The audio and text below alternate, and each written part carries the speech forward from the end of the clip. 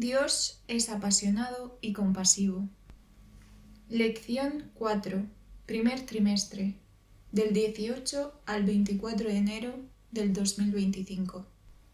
Sábado por la tarde, día 18 de enero. Texto para memorizar.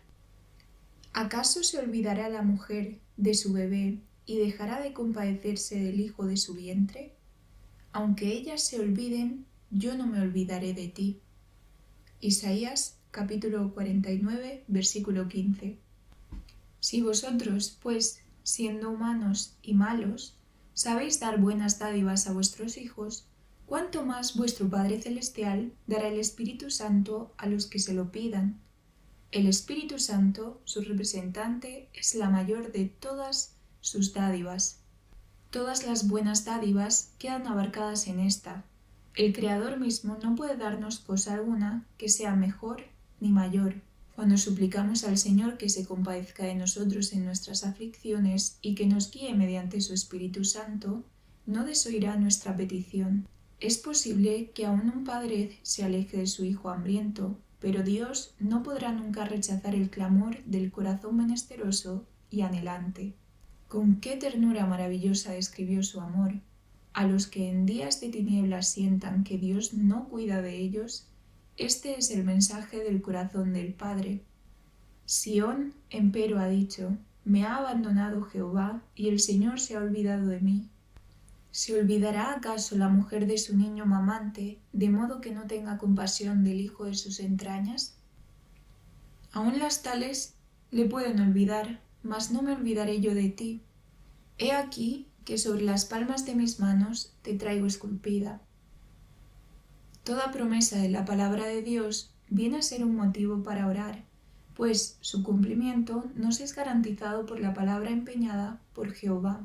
Tenemos el privilegio de pedir por medio de Jesús cualquier bendición espiritual que necesitemos. Podemos decir al Señor exactamente lo que necesitamos con la sencillez de un niño. Podemos exponerle nuestros asuntos temporales y suplicarle pan y ropa, así como el pan de vida y el manto de la justicia de Cristo. Nuestro Padre Celestial sabe que necesitamos todas estas cosas y nos invita a pedírselas. En el nombre de Jesús es como se recibe todo favor. Dios honrará ese nombre y suplirá nuestras necesidades con las riquezas de su liberalidad. Discurso Maestro de Jesucristo, página 112, párrafos 1 y 2. Domingo, día 19 de enero. Más que el amor de una madre. Lee Salmos, capítulo 103, versículo 13, Isaías, capítulo 49, versículo 15 y Jeremías, capítulo 31, versículo 20. ¿Qué transmiten estas descripciones sobre la naturaleza y la profundidad de la compasión de Dios? Jesús dice a todo extraviado: dame, hijo mío, tu corazón, convertíos, hijos rebeldes, sanaré vuestras rebeliones. La juventud no puede ser verdaderamente feliz sin el amor de Jesús. Él está aguardando con compasiva ternura para oír las confesiones del díscolo y para aceptar su arrepentimiento. Él aguarda su gratitud como la madre aguarda la sonrisa de reconocimiento de su hijo amado. El gran Dios nos enseña a llamarle Padre. Él quisiera que comprendiésemos cuán fervorosa y tiernamente nos ama su corazón en todas nuestras pruebas y tentaciones. Como el Padre se compadece de los hijos, se compadece Jehová de los que le temen. Antes podrá la madre olvidarse de su hijo que Dios del alma que confía en él. ¿Olvidará el Señor a su pueblo en esta hora de prueba? ¿Olvidó acaso al fiel Noé cuando sus juicios cayeron sobre el mundo antediluviano? ¿Olvidó acaso a Lot cuando cayó fuego del cielo para consumir las ciudades de la llanura? ¿Se olvidó de José cuando estaba rodeado de idólatras en Egipto? ¿O de Elías cuando el juramento de Jezabel le amenazaba con la suerte de los profetas de Baal? ¿Se olvidó de Jeremías en el oscuro y húmedo pozo en donde había sido echado? ¿Se olvidó acaso de los 3 jóvenes en el horno ardiente o de Daniel en el foso de los leones? Sión, empero, ha dicho: me ha abandonado Jehová y el Señor se ha olvidado de mí. ¿Se olvidará acaso la mujer de su niño mamante, de modo que no tenga compasión del hijo de sus entrañas? Aun las tales le pueden olvidar, mas no me olvidaré yo de ti. He aquí que sobre las palmas de mis manos te traigo esculpida.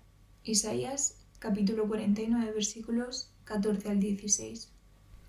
El Señor de los ejércitos ha dicho: aquel que os toca a vosotros, le toca a él en la niña de su ojo.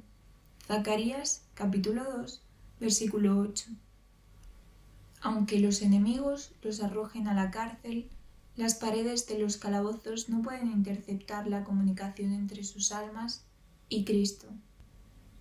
Aquel que conoce todas sus debilidades, que ve todas sus pruebas, está por encima de todos los poderes de la tierra, y acudirán ángeles a sus celdas solitarias, trayéndoles luz y paz del cielo. La prisión se volverá palacio, pues allí moran los que tienen mucha fe. Y los lóbregos muros serán alumbrados con luz celestial, como cuando Pablo y Silas oraron y alabaron a Dios a medianoche en el calabozo de Filipos. Los juicios de Dios caerán sobre los que traten de oprimir y aniquilar a su pueblo. Su paciencia para con los impíos da a estos alas en sus transgresiones, pero su castigo no será menos seguro ni terrible por mucho que haya tardado en venir. Jehová se levantará como el monte Perasim, y se indignará como en el valle de Gabaón, para hacer su obra extraña, y para ejecutar su acto extraño. Isaías capítulo 28, versículo 21. Para nuestro Dios misericordioso, la tarea de castigar resulta extraña. Vivo yo, dice el Señor Jehová, que no quiero la muerte del impío. Ezequiel capítulo 33, versículo 11. El Señor es compasivo y clemente, lento en iras y grande en misericordia y en fidelidad, que perdona la iniquidad, la transgresión y el pecado. Sin embargo, visita la iniquidad de los padres sobre los hijos y sobre los hijos de los hijos hasta la tercera y la cuarta generación. Jehová es lento en iras y grande en poder, y de ningún modo tendrá por inocente al rebelde. Éxodo capítulo 34 versículos 6 y 7. Nahum capítulo 1 versículo 3. Él vindicará con terribles manifestaciones la dignidad de su ley pisoteada. Puede juzgarse de cuán severa ha de ser la retribución que espera a los culpables por la repugnancia que tiene el Señor para hacer justicia. La nación a la que soporta desde hace tanto tiempo y a la que no destruirá hasta que no haya llenado la medida de sus iniquidades, según el cálculo de Dios, beberá finalmente de la copa de su ira sin mezcla de misericordia. Conflicto de los siglos, páginas 610 y 611. Lunes, día 20 de enero. Amor conmovedor. Lee Oseas capítulo 11, versículos del 1 al 9. ¿De qué manera las imágenes de estos versículos dan vida a la forma en que Dios ama y cuida de su pueblo? El Señor había tratado a Israel con ternura al librarlo de la servidumbre egipcia y mientras viajaba hacia la tierra prometida. En toda la angustia de ellos, Él fue angustiado, y el ángel de su paz los salvó. En su amor y en su clemencia los redimió, y los trajo y los levantó todos los días del siglo. Isaías capítulo 63, versículo 9. Mi rostro irá contigo. Éxodo capítulo 33, versículo 14. Fue la promesa hecha durante el viaje a través del desierto, y fue acompañada por una maravillosa revelación del carácter de Jehová, que permitió a Moisés proclamar a todo Israel la bondad de Dios e instruirlo en forma más completa acerca de los atributos de su Rey invisible. Y pasando Jehová por delante de él, proclamó: Jehová, Jehová, fuerte, misericordioso y piadoso, tardo para la ira y grande en benignidad y verdad, que guarda la misericordia en millares, que perdona la iniquidad, la rebelión y el pecado, y que de ningún modo justificará al malvado. Éxodo capítulo 34 versículos 6 y 7. En este conocimiento de la longanimidad de Jehová y de su amor y misericordia infinitos había basado Moisés su admirable intercesión por la vida de Israel cuando, en los lindes de la tierra prometida, ese pueblo se había negado a avanzar en obediencia a la orden de Dios. En el apogeo de su rebelión, el Señor había declarado: «Yo le heriré de mortandad y lo destruiré», y había propuesto hacer de los descendientes de Moisés una gente grande y más fuerte que ellos. Números capítulo 14, versículo 12. Pero el profeta invocó las maravillosas providencias y promesas de Dios en favor de la nación escogida. Y luego, como el argumento más poderoso, insistió en el amor de Dios hacia el hombre caído. Versos 17 al 19. Misericordiosamente el Señor contestó: «Yo lo he perdonado conforme a tu dicho», y luego impartió a Moisés, en forma de profecía, un conocimiento de su propósito concerniente al triunfo final de Israel. Declaró: «Más ciertamente vivo yo, y mi gloria hinche toda la tierra». Versos 20 y 21. La gloria de Dios, su carácter, su misericordiosa bondad y tierno amor, aquello que Moisés había invocado en el favor de Israel, había de revelarse a toda la humanidad. Y la promesa de Jehová fue hecha doblemente segura al ser confirmada por un juramento. Con tanta certidumbre como que Dios vive y reina, su gloria iba a ser declarada entre las gentes y en todos los pueblos sus maravillas. Salmos capítulo 96, verso 3. Acerca del futuro cumplimiento de esta profecía, Isaías había oído a los resplandecientes serafines cantar delante del trono. Toda la tierra está llena de su gloria. Isaías capítulo 6, versículo 3. Y el profeta mismo, confiado en la seguridad de estas palabras, declaró audazmente más tarde acerca de aquellos que se postraban ante imágenes de madera y de piedra: «Verán la gloria de Jehová, la hermosura del Dios nuestro». Isaías capítulo 35, versículo 2. Profetas y Reyes, páginas 231 y 232. Martes, día 21 de enero. La compasión de Jesús. Léase Mateo capítulo 9, versículo 36, capítulo 14, versículo 14. Marcos capítulo 1, versículo 41, capítulo 6, versículo 34 y Lucas capítulo 7, versículo 13. Lee también Mateo capítulo 23, versículo 37. ¿Cómo arrojan luz estos versículos sobre el modo en que Cristo se conmovía ante la difícil situación de la gente? En su conversación de despedida con sus discípulos la noche antes de la crucifixión, el Salvador no se refirió a los sufrimientos que había soportado y que debía soportar todavía. No habló de la humillación que lo aguardaba, sino que trató de llamar su atención a aquello que fortalecería la fe de ellos, induciéndolos a mirar hacia adelante a los goces que aguardan al vencedor. Se regocijaba en el conocimiento de que podría hacer más por sus seguidores de lo que había prometido y de lo que haría, que de él fluirían amor y compasión que limpiarían el templo del alma y harían a los hombres semejantes a él en carácter, que su verdad, provista del poder del Espíritu, saldría venciendo y para vencer. Hechos de los Apóstoles, página 19, párrafo 3. La obra de ganar la salvación es una operación mancomunada. Debe haber cooperación entre Dios y el pecador arrepentido. Es necesaria para la formación de principios rectos de carácter. El hombre debe hacer fervientes esfuerzos para vencer lo que le impide obtener la perfección, pero depende enteramente de Dios para alcanzar el éxito. Los esfuerzos humanos por sí solos son insuficientes. Sin la ayuda del poder divino no se conseguirá nada. Dios obra y el hombre obra. La resistencia a la tentación debe venir del hombre, quien debe obtener su poder de Dios. Por un lado hay sabiduría, compasión y poder infinitos, y por el otro, debilidad, perversidad, impotencia absoluta. Hechos de los Apóstoles, página 384, párrafo 3.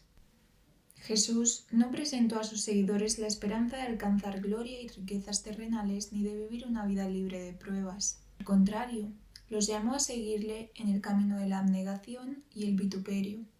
El que vino para redimir al mundo fue resistido por las fuerzas unidas del mal. En confederación despiadada, los hombres malos y los ángeles caídos se opusieron al príncipe de paz. Todas las palabras y los hechos de él revelaron divina compasión, y su diferencia del mundo provocó la más amarga hostilidad. Hechos de los Apóstoles, página 460, párrafo 2. Mas si no perdonaréis a los hombres sus ofensas, tampoco vuestro Padre os perdonará vuestras ofensas. Nada puede justificar un espíritu no perdonador. El que no es misericordioso hacia otros muestra que él mismo no es participante de la gracia perdonadora de Dios. En el perdón de Dios, el corazón del que yerra se acerca al gran corazón del amor infinito. La corriente de compasión divina fluye al alma del pecador y de él hacia las almas de los demás. La ternura y la misericordia que Cristo ha revelado en su propia vida preciosa se verán en los que llegan a ser participantes de su gracia. Pero si alguno no tiene el Espíritu de Cristo, el tal no es de él. Está alejado de Dios, listo solamente para la separación eterna de él. Palabras de vida del Gran Maestro, página 196, párrafo 2. Miércoles, día 22 de enero. Un Dios celoso. Primera de Corintios, capítulo 13, versículo 4, declara que el amor no es celoso. ¿Cómo puede ser entonces que Dios sea un Dios celoso? Lee 2 de Corintios, capítulo 11, versículo 2, y considera el modo en que el pueblo de Dios le fue infiel a lo largo de las narraciones de la Biblia. Véase, por ejemplo, Salmos capítulo 78, versículo 58. ¿Qué luz arrojan estos pasajes sobre la comprensión de los celos divinos? Grande es el sacrificio con el que Cristo ha comprado a su pueblo. Grandes son los privilegios que nos ofrece el Evangelio. A cambio, se requiere de nosotros un celo y una devoción correspondientes. El gran apóstol escribe a sus hermanos corintios: «Siento por vosotros celos piadosos, pues os he desposado con un solo esposo para presentaros como una virgen casta a Cristo. Pero temo que como la serpiente engañó a Eva con su astucia, así se corrompan vuestras mentes de la simplicidad que hay en Cristo». Y de nuevo les ordena: «Sed seguidores de Dios como hijos amados, y andad como es digno de la vocación con que fuisteis llamados, fructificando en toda buena obra y creciendo en el conocimiento de Dios». Pero, ¿dónde está la sencillez y la piedad ferviente que debería verse entre los que hacen una profesión tan exaltada? ¿Cuánta reflexión y estudio cuidadoso se dedican ahora a copiar el carácter de Cristo? ¿Cómo se comparan con la atención y el interés dados a nuestros asuntos terrenales y temporales? Review and Herald, 13 de junio de 1882. Que las palabras de Cristo lleguen a los profesantes de la piedad, amantes del mundo. Si no os convertís y os hacéis como niños, no entraréis en el reino de los cielos. El que no reciba el reino de los cielos como un niño, de ninguna manera entrará en él. Debemos enseñar a nuestros hijos lecciones de sencillez y confianza. Debemos enseñarles a amar, a temer y a obedecer a su Creador. En todos los planes y propósitos de la vida, su gloria debe ser considerada primordial. Su amor debe ser el resorte principal de cada acción. Review and Herald, 13 de junio de 1882. Review and Herald, 13 de junio de 1882, párrafo 9. Jueves, día 23 de enero. Compasivo y apasionado. Lee 1 de Corintios, capítulo 13, versículos 4 al 8. ¿De qué manera nos llama este pasaje a reflejar el amor compasivo y asombroso de Dios en nuestras relaciones con los demás? Por muy noble que sea lo profesado por aquel cuyo corazón no está lleno del amor de Dios y a sus semejantes, no es verdadero discípulo de Cristo. Aunque posea gran fe y tenga poder aún para obrar milagros, sin amor su fe será inútil. Podrá desplegar gran liberalidad, pero si el motivo es otro que el amor genuino, aunque de todos sus bienes para alimentar a los pobres, la acción no le merecerá el favor de Dios. En su celo podrá hasta afrontar el martirio, pero si no obra por amor, será considerado por Dios como engañado, entusiasta o ambicioso hipócrita. Hechos de los Apóstoles, página 256, párrafo 2. La caridad es sufrida, es benigna. La caridad no tiene envidia, la caridad no hace sin razón, no se ensancha. El gozo más puro surge de la más profunda humildad. Los caracteres más fuertes y nobles están edificados sobre el fundamento de la paciencia, el amor y la sumisión a la voluntad de Dios. Hechos de los Apóstoles, página 256, párrafo 3. La caridad no es injuriosa, no busca lo suyo, no se irrita, no piensa el mal. El amor de Cristo concibe de la manera más favorable los motivos y actos de los otros. No expone innecesariamente sus faltas, no escucha ansiosamente los informes desfavorables, sino que trata más bien de recordar las buenas cualidades de los otros.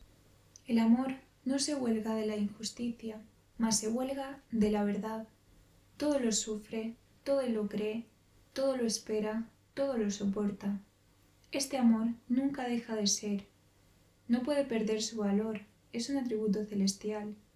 Como un tesoro precioso, será introducido por su poseedor por las puertas de la ciudad de Dios. Y ahora permanecen la fe, la esperanza y la caridad, estas tres. Empero la mayor de ellas es la caridad. Hechos de los Apóstoles, página 257, párrafos 1 al 4. Pero Dios no quiere que ricos o pobres tengan ni por un momento la idea de que depende de ellos, ni que sus liberalidades puedan suplir en ningún caso los defectos del carácter cristiano. La liberalidad no es más que uno de los rasgos característicos del cristiano. El apóstol inspirado dice: «Y aunque repartiese todos mis bienes para dar de comer a los pobres, y aunque entregase mi cuerpo para ser quemado, si no tengo caridad, amor, de nada me sirve». La caridad se define así: la caridad es sufrida y benigna, la caridad no tiene envidia, la caridad no se vanagloria de sí misma, no se envanece, no se comporta indecorosamente, no busca lo suyo, no se irrita fácilmente, no piensa el mal, no se goza de la iniquidad, sino que se goza de la verdad. Todo lo soporta, todo lo cree y todo lo soporta. La caridad nunca falla. El carácter de un árbol que lleva todos estos frutos puede discernirse fácilmente, porque por sus frutos los conoceréis. Como seguidores de Jesucristo debemos estar bien despiertos para discernir con vista celestial las artimañas de Satanás. Dios nos ha dado su palabra como una carta para marcar nuestro camino a la orilla eterna. Con la Biblia como guía, ayudados por nuestra propia razón, mantenida clara por hábitos estrictamente templados, podremos comportarnos como siervos del Maestro que tienen deberes que cumplir e intereses eternos que asegurar. Review and Herald, 31 de octubre de 1878, párrafo 11. Viernes, día 24 de enero. Estudio adicional.